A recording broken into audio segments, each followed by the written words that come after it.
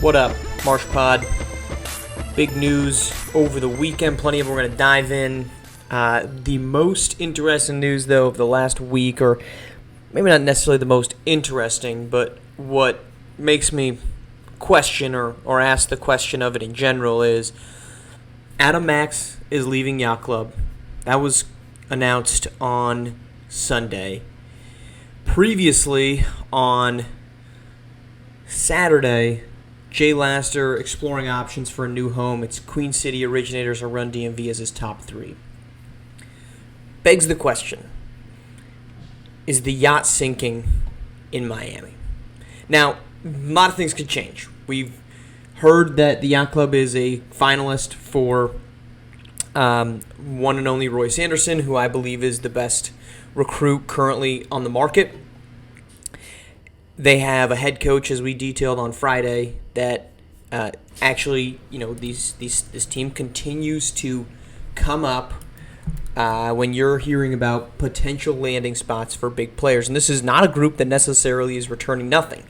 They are returning Trey Willis, Tyshawn Eason, Tamir Johnson. Those are their fourth, fifth, and sixth highest scorers.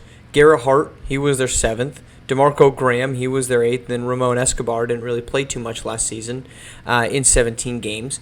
But they're bringing back six guys that you feel as if is a starting point. But they're starting to walk a very dangerous line. It's a line that I cannot stress enough. I believe Marcus Laster is capable of navigating these currents if we're just going to keep pounding over your face with boat references. But it's very treacherous waters because if Royce Anderson doesn't come, I don't know that this is not his first choice. I'm not saying it isn't. But if he doesn't come, you're putting a lot more stress on guys, particularly Tamir Johnson and Trey Willis, who were good but not great last year. Trey Willis didn't shoot well from deep, 29.3%. Tamir Johnson, the same, 12.5%. They are efficient players from the floor, 48 and 50%, but their main skill is athleticism. And in basketball, athleticism is probably the most known skill. In fact, of the players on this roster last season, Rizzo, Davis Reitzel, and Ramon Escobar would be the only other two guys that you might not consider as offensive creators alongside Tamir Johnson and Trey Willis. Basically, everyone else could. That includes Tyshawn Eason, that includes Garrett Hart, which is, of course, why I'm reiterating this time and time again. You should not be claiming this is the complete end of the world right now. But this is not a time for them to be able to mess around.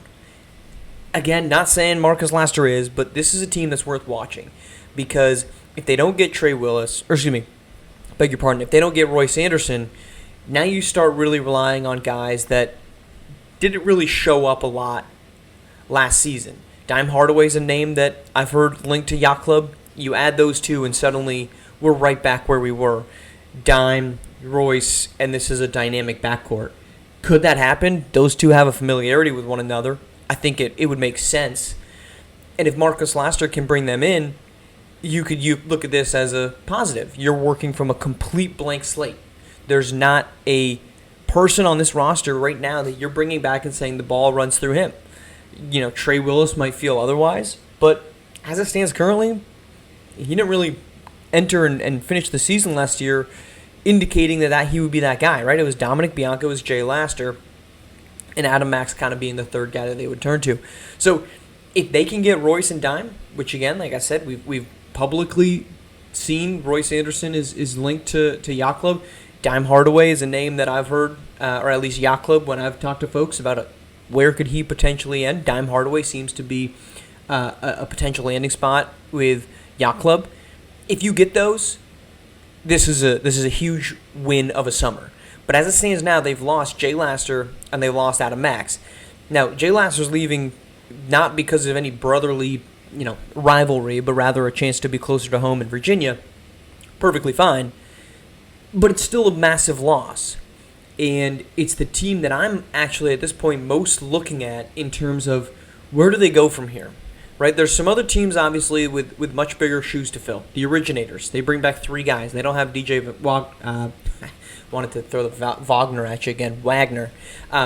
Southeast Select, how do they replace Trey Turner? Showtime Basketball, what do they do if Bronny James departs?